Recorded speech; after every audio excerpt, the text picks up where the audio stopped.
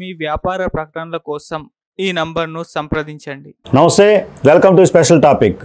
రాష్ట్రంలో సీట్ల పంపకాలకు సంబంధించి జనసేనకు సంబంధించి అలాగే టీడీపీకి సంబంధించి పొత్తులో భాగంగా మొదటి లిస్టు రిలీజ్ అయిన పరిస్థితి. దీంతో జగన్మోహన్ రెడ్డి ఇప్పటికే వైనాట్ 175 అంటూ కూడా గతంలో ఏదైతే నినాదం తీసుకున్నారో ఇప్పుడు ప్రస్తుతం సిద్ధం అంటూ కూడా ముందుకెళ్తున్న పరిస్థితి.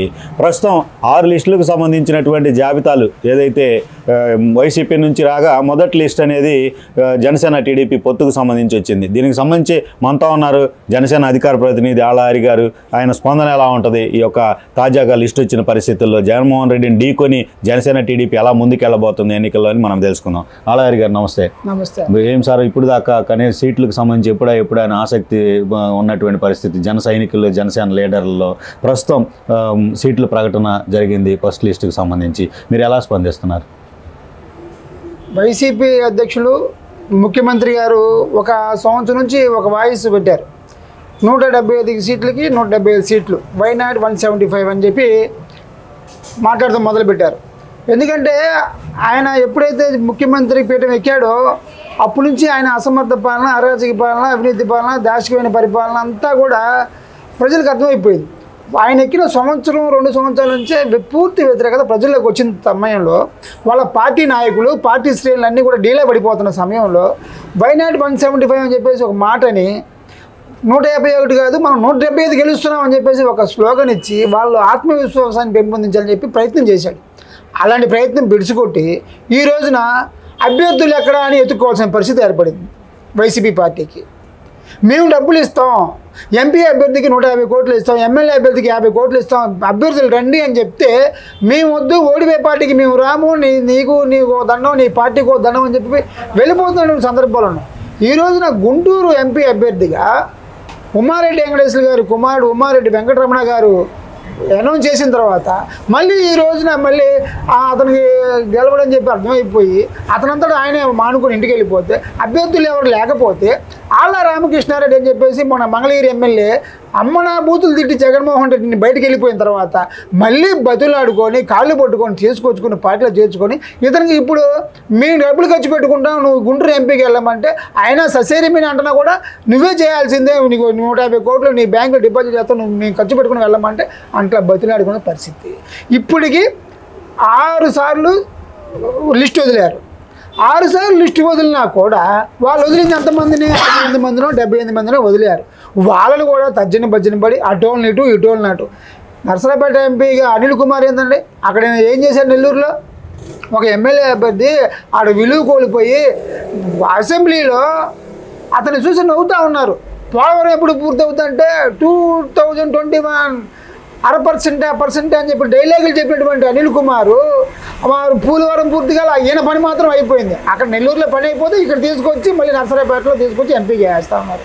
కులాల కొంపట్లు డ్రా చేయడం, మతాలు పెడతాం, సెంటిమెంట్ రగిలించడం.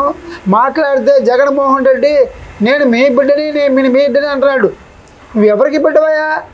విజయమ్మ గారికి నీ ఇలాంటి బిడ్డని ఎందుకు కన్నానా అని చెప్పి తెలంగాణ వెళ్ళిపోయింది. నా తోడబుట్టినోడు ఇలాంటి వాడు అని చెప్పేసి తెల్లి షర్మిల వెళ్ళిపోయింది. సొంత బాబాయిలు చంపామని చెప్పేసి ఆరోపణలు ఉన్న వ్యక్తివి సొంత చెల్లెలైనటువంటి సునీత గారు నీ మీద ఈ రోజున పోరాడుతూ ఉంది. నువ్వు ఎవరికి బిడ్డ అవుతావు? ఏ విధంగా బిడ్డ అవుతావు ఈ రాష్ట్ర ప్రజలకి? మాట్లాడితే నా ఎస్సీలు, నా బీసీలు, నా మైనార్టీలు అంటావే. 2019లో నిన్ను కంటికి రెప్పలా కాపాడుకుంది నీ వెంట ఉంది నీ ఎస్సీలేగా, నీ దళితులేగా, నీ ముస్లిం మైనార్టీలేగా. దళితులకి ఏం చేసావు నువ్వు? ఈ రోజున దళితుల్ని శిరోముండనం చేసావు. ఈరోజు దళితుల డాక్టర్ని పిచ్చని చేసి అతన్ని చావడానికి కారణమయ్యావు. ఒక అనంతబాబు అనేటువంటి నీ ఎమ్మెల్సీ చేత ఒక దళితుల్ని చంపేసి డెలివరీ చేసావు. చీరాల్లో కిరణ్ కుమార్ అనే వ్యక్తిని చిరుముండనం చేసి బయట పెట్టావు. ఎంతమంది దళితులు నీ చేతులు అస్తవ్యస్తం గురయ్యారు, ఎన్ని జీవితాలు నాశనమైనాయి. వాళ్ళకి ఇవ్వాల్సినటువంటి విదేశీ విద్యని ఎంతమందికి ఇచ్చాను? వాళ్ళకి రావాల్సినటువంటి దళిత సోదరుల సంక్షేమ పథకాలు 27 సంక్షేమ పథకాలను తీసిపడేసి వాళ్ళ జీవితాలను సర్వనాశనం చేసావే. నీ ఎస్సీలు ఎట్ట అవుతారు? వాళ్ళు నీ ముస్లిం మైనార్టీలు ఎట్ట అవుతారు? మీ నాన్నగారు ఎప్పుడో ఇచ్చినటువంటి 4% రిజర్వేషన్ల కృతజ్ఞతతో నీ వెంట నడిచినటువంటి ముస్లిం సోదరులు ఇంత దగా చేసినటువంటి ముఖ్యమంత్రిని ముస్లిం సోదరులు ఎప్పుడు చూసుంటారు? షాదీ తోఫా ఇస్తా అన్నావు, మరి చంద్రబాబు నాయుడు గారు 50,000 ఇస్తే నేను 1,00,000 రూపాయలు ఇస్తానని చెప్పావు కదా, ఈ రోజు వరకు ఎంతమందికి ఇచ్చావు? నిలువున మోసం చేసావు ముస్లిం సోదరుని. ముస్లిం యువతకి ఇస్లాం బ్యాంక్ పెడతాను, నేను వాళ్ళకి ఉపాధి కల్పిస్తాను. ఇంతవరకు ఇస్లాం బ్యాంక్ కదా, వాళ్ళకి ఏ సంక్షేమ పథకం అందకుండా చేశావు. విదేశీ విద్య కోసం అని చెప్పేసి ఒక ముస్లిం మహిళ అనంతపురం నుంచి వచ్చి గుంటూరు జిల్లా కలెక్టర్ గారి ఆఫీస్ ముందు 29 రోజులు నిరాహార దీక్ష చేస్తే పట్టించుకునే నాదులు లేడు. వైసీపీ మంత్రులు కానీ రోజు అటు తిరుగుతూ ఉన్న వైసీపీ ఎమ్మెల్యేలు కానీ ఆమె గురించి పట్టించుకున్న దాఖలాలు. ఈ విధంగా ఎస్సీలని బీసీలని మాట్లాడితే బీసీలు అన్నావు. జంగా కృష్ణమూర్తి గారికి నువ్వు టీడీపీ చైర్మన్ పదవి ఇస్తాను, టీడీడీది ఆయన్ని మోసం చేసావా? ఎంతమంది బీసీలు మోసమయ్యారు? నిన్నగాక మొన్న తాటిశెట్టి సోదరులు నీ పార్టీ విడిచిపెట్టి వెళ్ళిపోయారే. అంటే లెక్క కోసం నోరు లేని వాళ్ళకి, పార్టీ మీద అవగాహన లేని వాళ్ళకి, ప్రపంచంతో సంబంధం లేని బీసీ సోదరుల్ని వాళ్ళని తీసుకొచ్చి వాళ్ళకు కార్పొరేషన్ పెట్టి మేము ఇంతమందికి ఇచ్చామని చెప్తావా? కూర్చోడానికి కుర్చీ, రాసుకోవడానికి బల్ల లేనటువంటి కార్పొరేషన్లు ఎన్ని పెట్టి ఎంతమందిని ఉద్ధరించావు నువ్వు? ఈ రోజున నువ్వు ప్రపంచంలో, ఈ రాష్ట్రంలో విలువ కోల్పోయావు. నీవు డబ్బు సంపాదించుకోవడానికే రాజకీయాల్లోకి వచ్చావు. పవన్ కళ్యాణ్ గారు కాదు, ప్రజల కోసం వచ్చాడు. పులివెందుల్లో నీకు బ్యానర్ కట్టేవాళ్ళు లేడు, డిపాజిట్ రాదు నీకు. పులివెందుల్లో నిన్ను చేదరించుకుని వెళ్ళాడు.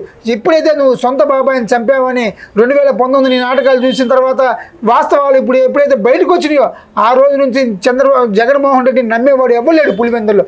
ఏందిరా బాబు, ఈ రాష్ట్రం అంతా ప్రజలు ఒకటే అనుకుంటున్నారు, ఈ దరిద్రాన్ని నెత్తిన పెట్టుకున్నాం, ఎప్పుడు వదిలించుకుందాం అని చెప్పి చిన్న వ్యాపారస్తుల దగ్గర నుంచి బడా వ్యాపారస్తుల వరకు, ఉద్యోగులు, డాక్టర్లు, అందరూ అన్ని వ్యవస్థలు కుప్పకూలిపోయినాయి నీ దెబ్బకి. వాళ్ళందరూ కూడా ఎప్పుడు ఈ పీడ విడుదలైపోద్ది అని చెప్పి ఎదురు చూస్తూ ఉన్నారు.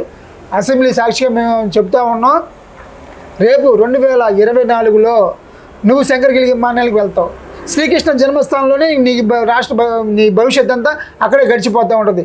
చూడండి గతంలో అసెంబ్లీ ఎలా ఉంటుందో. 2024లో పవన్ కళ్యాణ్ గారు 24 మందితో అసెంబ్లీకి అడుగుపెట్టిన తర్వాత, చంద్రబాబు నాయుడు గారు ఆయన పార్టీ నాయకులు అడుగుపెట్టిన తర్వాత అసెంబ్లీ అంటే అది అనే విధంగా మారుమోగుతూ ఉంటుంది. దేశ చరిత్రలోనే ఒక నిండైన అసెంబ్లీని ఈ రాష్ట్ర ప్రజలు చూపిస్తూ పోతూ ఉన్నారు దేశానికి. రాష్ట్ర ప్రజలు తీసుకున్న నిర్ణయం, జనసేన పార్టీ, తెలుగుదేశం పార్టీ పూర్తి స్థాయిలో మద్దతు తెలిపి వాళ్ళు తీసుకునే నిర్ణయం చారిత్రకంగా నిలబెట్టిపోతూ ఉంది. వాళ్ళు నించున్న అభ్యర్థులు కూడా వాళ్ళ యొక్క క్యారెక్టర్, వాళ్ళు ఈ ప్రజలకు సేవ చేయడానికి వచ్చిన వాళ్ళు తప్ప ఇలాగ దోచుకోవడానికి వచ్చే వాళ్ళు ఎవరు కూడా Janasena party, Telugu Desam ప్రోత్సహించదు.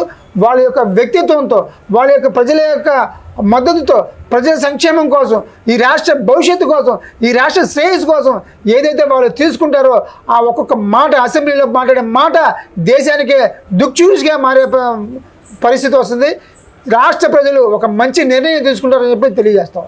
Okay sir, అలారి గారు, ఇది పరిస్థితి. ఏదైతే వైనాట్ 175 అనేటటువంటి నినాదం జగన్మోహన్ రెడ్డి ఏదైతే జనసేన టీడీపీ పొత్తులో భాగంగా ముందుకెళ్తున్నటువంటి జోష్ చూసి ఆ నినాదం అనేది జగన్మోహన్ రెడ్డి మానుకున్నాడనేటటువంటి అభిప్రాయం అయితే స్పష్టంగా వినిపిస్తున్న పరిస్థితి అయితే ఉంది. అసలు వైనాట్ 175 కాదు, పులివెందుల్లో జగన్మోహన్ రెడ్డి గెలిపే కష్టం అనేది అలారి గారు చెప్తున్నటువంటి పరిస్థితి అయితే ఉంది.